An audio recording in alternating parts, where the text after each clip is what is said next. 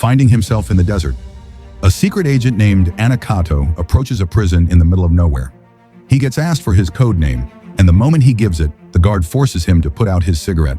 As it turns out, Anakato put most of the criminals there, so they keep howling curses at him. He just keeps walking until he arrives at a particular cell belonging to his archenemy. The warden gives him some privacy, and Anako graciously gets himself locked inside the cell with the infamous Vasquez, world-class criminal he put away 30 years ago. Apparently, Vasquez has been dreaming about the day he'll get his vengeance on Anacleto, as proven by the graphic sketches surrounding his cell. Well, the bad news is that Anakato has come by to transfer him to a much smaller and dirtier prison to spend the remaining 20 years of his sentence. They get into a transport vehicle soon enough, with Anakato riding in the back with the infamous criminal. He brings up his son Adulo, taunting his captor with hidden threats on the boy's life. Angry Anacleo. He grabs his onesie and begins to yell warnings at him. Unfortunately, this doesn't last. Two more criminals known only as the Butcher and the Molecule choose this very moment to blow up the transport vehicle with a bazooka. Don't worry, nobody dies. The car only tumbles a couple of times, and afterwards the Butcher and the Molecule pop open the back. Vasquez tells Anacleto that he plans to kill him and his son, and the angry agent tries to get him back in vain. Anyway, he gets knocked out cold in no time and left in the back of the vehicle. Two guards, Martin and Anacleto's son Adulo, gets distracted on night duty, smoking and drinking, instead of keeping tabs on the camera at their electronics store. Worse off, they let some intruders get away with thousands of dollars worth of electronics just because they're too lazy to do anything about it. Katya, Adulo's girlfriend, and Martin's sister pick him up the next morning, but he's hungover the entire time. She talks about a lot of things, shrugging and having this annoyed look on her face. Sadly, Adulo doesn't pick up on the signs, so she parks the car. All of a sudden, Katya goes on to give him the "it's not me, it's you" talk, bringing up how he's a couch potato who'll never travel the world or amount to anything. Adulo realizes that he's in the process of getting dumped, and that hangover he had kind of clears out immediately. Unfortunately, he still gets dumped in the middle of nowhere. The only thing he can think to do is call up his old man. But Anakato barely gets his hands on the phone before some strange men show up, with guns, big guns. They shoot the phone to high heaven and then threaten the great Anacleto. Of course, he shows no fear and then mouths off until he annoys one of them. He tackles him, easily retrieves his gun, and shoots his counterpart in the shoulder. Afterwards, he nabs their car and reaches out to his boss, known only as Hefe, informing him that someone leaked the Vasquez transport route. Hefe throws a fit as he tries to source a solution, forgetting that his agency lacks the funding to get anything done. His secretary reminds him, though, leaving him no choice but to send two agents to protect Adulo on his father's request. That night, Adulo goes to a club to drink his sorrows away, and Martin shows up to cheer up his friend. Too bad that the cause of his problem also shows up at the club looking happier than ever. Martin walks to his sister to give her a piece of his mind, but they end up fighting in the middle of the club. Kadia quickly gains the upper hand, even getting rid of a guard while she's at it. She and Adulo make a run for it, and the exhilaration from the chase helps them make up. They even head home together, and the two agents sent by Hefe pull up outside. They're still talking about past glories when they both get shot in the head disrespectfully. Adulo gets dumped for the second time that night, and since he has nowhere else to go, he stays on the undersized couch crying his eyes out like a little girl who got her Barbie swiped. This stops when he hears the door open, but his feeble attempt to cover himself fails when the intruder, an assassin from Vasquez, finds him out. Poor Adulo thinks he's getting robbed until the assassin tries to knock him out with some nunchucks. He gets slammed into the table, the wall, and later on through the bathroom door, only defending himself the best he can. The assassin wraps a towel around his neck, trying to strangle Adulo, but it doesn't take. In no time he breaks free, struggles with the assassin, and then slams his head through a glass window nearby, leaving him to bleed to death. Tired and confused, he tries to tell Katya what happened, but she's too deep in sleep to even mind him. All of a sudden, someone smacks Adulo on the head with a gun, and he drops to the ground like a bag of rocks. Come daybreak, Katya is the first to wake up, and she's shocked by the injuries on Adulo's face. He tries explaining that he fought a Chinese guy the night before, but all evidence of the fight, the broken table, and even the bleeding assassin have been cleaned up. Katya thinks he's self-harmed to get her attention, so she dumps him for the third time, forcing him to pack his bags and head out. Dude can't catch a break. Luckily, Anacleto is right outside. He pretends to be on a deli delivery, and his son buys it. They talk about why he's leaving, or at least they try to, but Adulo is too ashamed to admit it. Anacleto then offers to get him home and cook him something nice. Having no other option, Adulo agrees, leaving his dad to pack his bags in the back alongside the corpse of the Chinese assassin. The ride home is mostly noisy with Adulo spilling his guts about his relationship. This stops when his dad mocks him and the poor dude decides to sleep through the rest of the ride. Upon their arrival, Adulo wastes no time going up to his former room, where he almost calls Katya, but quits at the last minute to read his diary. Clayton is busy moving the Chinese assassin's body when a call comes from his boss telling him to sit tight. Almost immediately, he notices someone in a tree nearby and throws a hammer in that direction. A hulk of a man falls out of the tree, and a fight breaks out involving farm tools, and only a cow as their witness. Some shears come into play as he tries to cut Anakato's head off, but he's quite nimble for his age, so he escapes and makes a beeline for the cow. His opponent grabs an axe nearby, but before he can use it, Anato pulls out a gun from inside the cow and opens fire. Somehow this goon blocks all the bullets and throws the axe at Anakato. It becomes a fist fight soon enough, and they take it into the den where Adulo is busy playing video games. He only notices the noise after the knockout in the game, but when he approaches his dad, he pretends like he only dropped a pot, pinning the assassin's mouth closed with his foot. Adulo only leaves for a split second, and by the time he returns, he sees his dad shoving a man into a meat grinder. He's shocked but doesn't freak out immediately. Instead, he gives his old man a chance to explain and finds out that he's a secret agent working for a company named GP. While he's accusing his dad of being a psychopath, more assassins close in on their house. They open fire on the house, leaving Anacleto and his son to seek cover behind the kitchen table. The moment the bullets pause, Anacto unveils his gun stash, pulling out 2 handguns and a pack of gum he claims has explosive power. He gives a gun to his son and then reveals that he has been training Adulo to fight his whole life, from the time he hung the poor boy upside down and shot golf balls at him to how he made him struggle to get a single Pringle from his grasp. Anyway, Adulo is certain that his dad is sick in the head, but doesn't have time to dwell on it because of all the bullets that come flying in. The first assassin through the door gets shot in the head, and the second gets a trap set for him with Anacto's patented exploding bubblegum. They eventually don't need it because Adulo opens fire on yet another intruder who spirals and shoots his own kin. Afterwards, they argue some more, and then Anato calls for his dog, Sapriti. Sadly, Sapriti steps on the bubblegum, blowing up himself in the entire kitchen as Anakato watches in horror. Adulo threatens to go to the cops, so his dad, he gags him with his own tie and sticks him in the car. There he discovers that his mom was also a spy and that Anako has killed north of 500 people. As for Vasquez, he's busy playing bingo when Anato's boss shows up. It turns out that he was the one who gave up his agent's location all in exchange for some money. Given that Vasquez is reluctant to hand over the briefcase, the GP boss threatens to shoot his leg off. Unfortunately, the briefcase is filled with worthless stamps Vasquez's guys invested in when he was in prison. Angry Huffy promises to make his life miserable if he doesn't get his money. He grabs a few euros and bolts after this. On the other side of town, Anacleto and his son arrive at the post office in GP headquarters. Apparently funding is a real issue for them, so they had to share the space. They head to the mailboxes in the back, where Anacleto inputs his password to reveal a secret elevator. Soon enough, they arrive at the main quarters, but it seems way too deserted. As they proceed, Anakato realizes that the door to the inner room is blocked by something, so he pushes and pushes until the body of a pencil pusher falls to the ground. A sense of caution washes over him, so he pulls out his gun as he and his son scan the area. They soon realize that every single agent present was killed, some with poison and others through unknown means. There's this place where any agent left alive is supposed to meet, and Anato plans to go there as soon as possible. Unfortunately, he's met by more of Vasquez's men. The moment they step out of the elevator, he quickly pushes his son back into it and slides over to kick the heck out of the closest assassin. In the blink of an eye, it becomes a shootout, and Anako gets shot in the gut. It takes everything in him to make it back to the elevator safely. There he puts a call through to Vasquez, making it clear that he won't rest until he gets revenge for his fallen friends. They soon make their way down the stairs and continue to do so until they burst out through the side entrance. With nowhere else to go, Anato suggests that they jump from a couple of stories. At first, Adulo forbids it, so his dad jumps like it's nothing to show him how it's done, slamming into a truck and then a car and then the ground. Adulo still doesn't make the jump until their pursuers burst through the door, landing on his feet much better than his dad did. Anyway, Anacreto's gunshot wound seems to be getting worse, but he makes it explicitly clear that he doesn't want to go to the hospital. This leaves Adulo no choice but to track down Katya, who, by the way, is having a beautiful chicken dinner with her twisted family.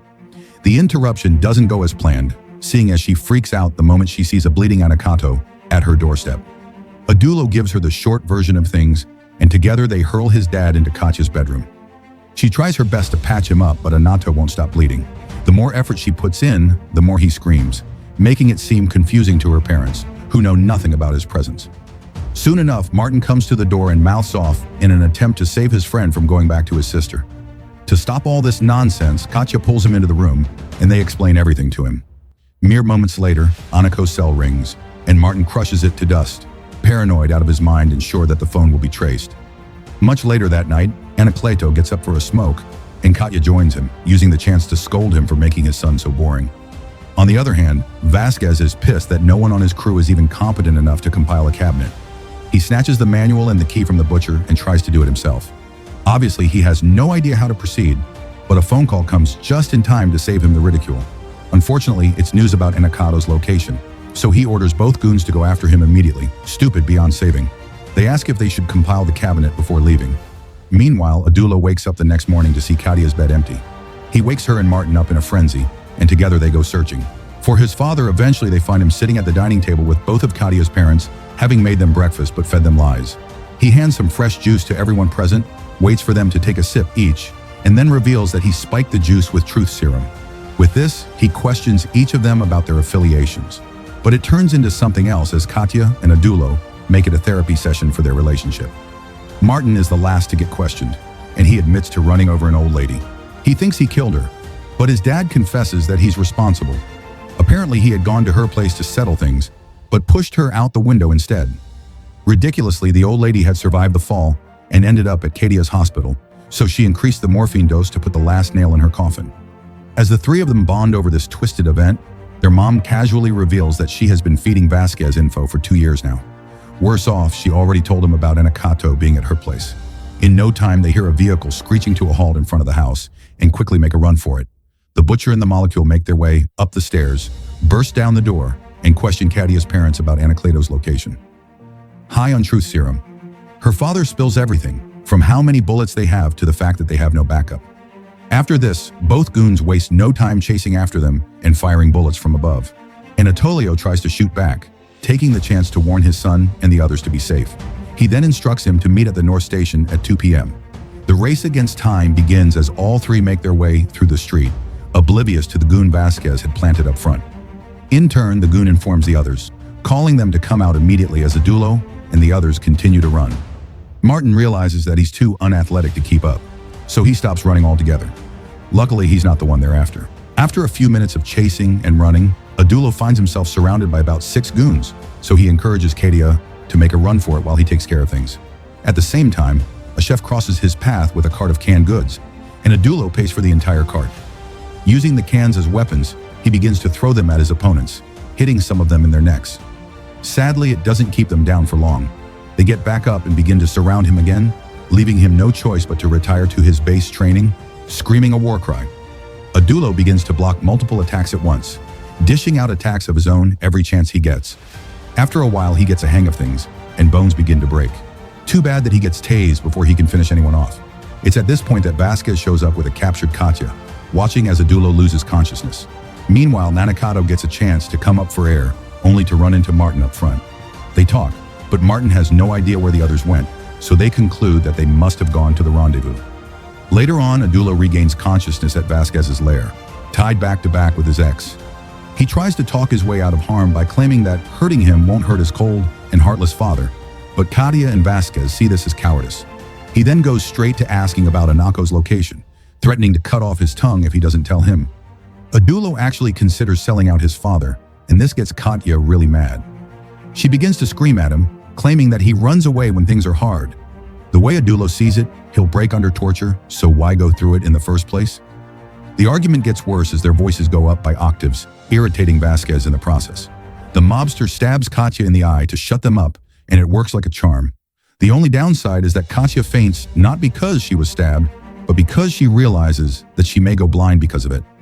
Afterwards, Vasquez gets into Adulo's face, threatening to pull out Katya's other eye if he doesn't tell him where to find Anakato. Almost immediately, Adulo tells him everything about the North Station and how they're supposed to meet. Therein, Cleto and Martin arrive at the ever-busy North Station, and the latter can't stop comparing real life to spy movies. Cleto tries to reach his locker at the station, but Martin concludes that it's his secret stash for guns and passports. You can imagine his disappointment when he discovers that the locker only contains a change of clothes. After changing, they stroll down a secluded railway where they run into a disguised agent named Gimeno. Looking like a homeless man, he begs them for a measly €1, but Anakato vouches for Martin. Only then does Gimo reveal himself to also be an agent. They talk for a moment before Hefi comes through, and Anato runs to his side, admitting that he thought he was dead.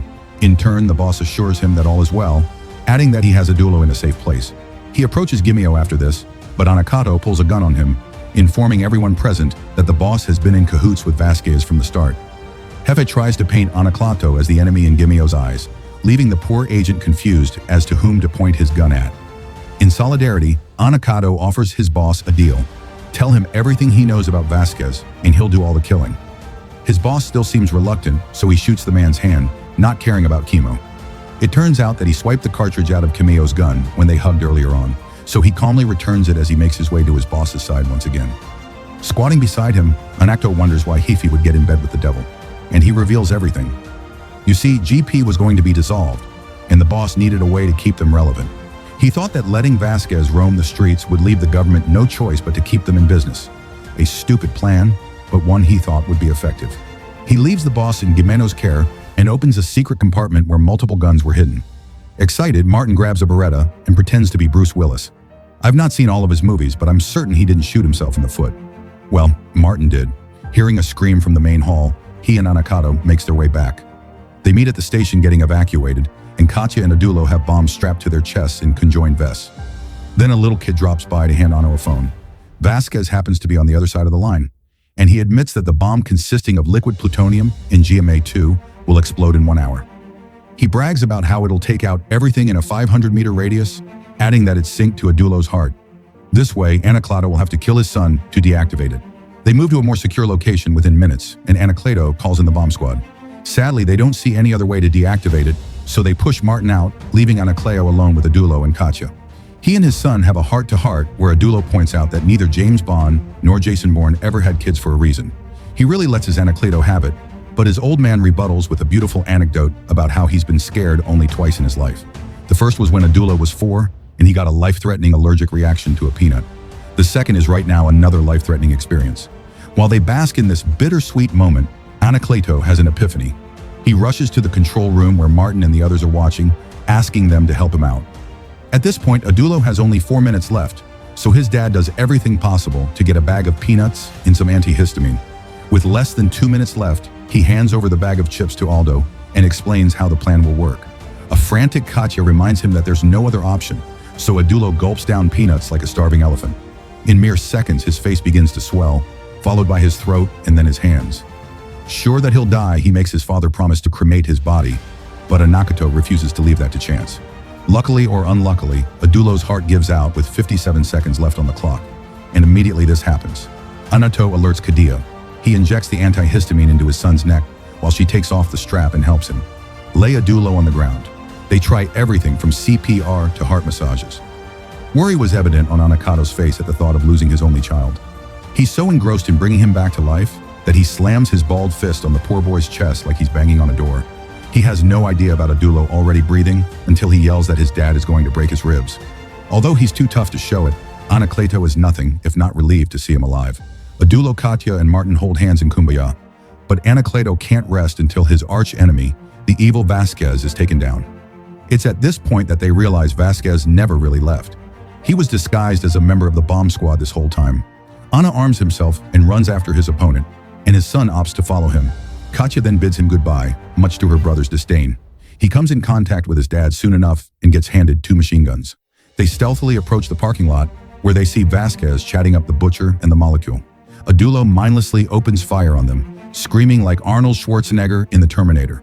Unfortunately, not a single bullet hits any of the targets. The goons return fire after this, so they hide behind separate cars.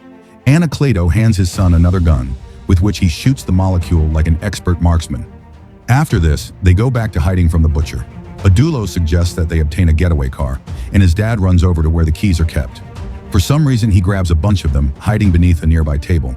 As the butcher approaches, he then unlocks multiple vehicles at once, sending him on a wild goose chase. This doesn't work for long. As he tries to link up with Adulo, the butcher catches him mid-step and opens fire. Anato runs like his life depends on it, but still gets shot in the leg. His son then helps him to a car, but it comes up that he can't drive. Adulo refuses to let Anato do it anyway, so he gets into the driver's seat and drives in the wrong direction. The butcher catches a glimpse of their car and sprays it with as many bullets as the gun allows. Desperate, Adulo reverses the vehicle until they crush the butcher against the wall of the parking lot. Vasquez then shows up with a car of his own, raging at full speed in their direction.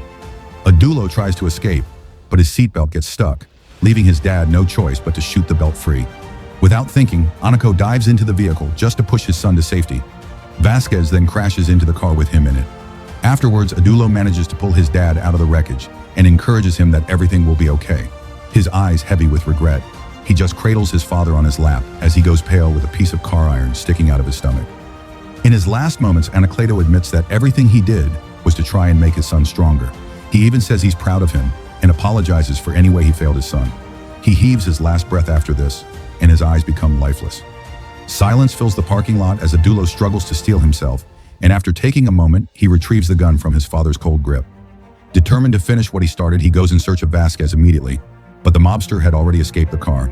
This doesn't stop him from tracking him down, but he shoots an empty cabinet in a hurry. Vasquez then shows himself trying to hold Adulo at gunpoint. Little did he know that it was all a setup. Adulo had stolen one of his dad's bubblegum bombs, and at this moment, Vasquez has his foot on top of it, ready to share the same fate as Sapri. Adulo runs like the wind, and before Vasquez can finish hurling curses at him, the whole place goes up in flames. Smoke shooting out of every crevice, sitting alone in a crumbling hallway, Adulo bids his father's archenemy good riddance. Later on, they hold a three-man funeral for Anacato in his front yard. There they say a few words in remembrance. The boys then ride with Katia, and it turns out that she now wants a boring man, a man that Aldo doesn't want to be anymore. For this reason, she breaks up with him for the fourth time. Martin tries to complain, but it only leads to Katia kicking both of them out in the middle of nowhere. Standing by the road, Adulo gets a crazy idea to become a secret agent, so he and Martin team up to live dangerously. After everything that has happened to Adulo, from being downright boring to losing his father in the heat of battle, he decides to lead an exciting life, the same life his father led. Do you believe everyone is bound to become like their parents?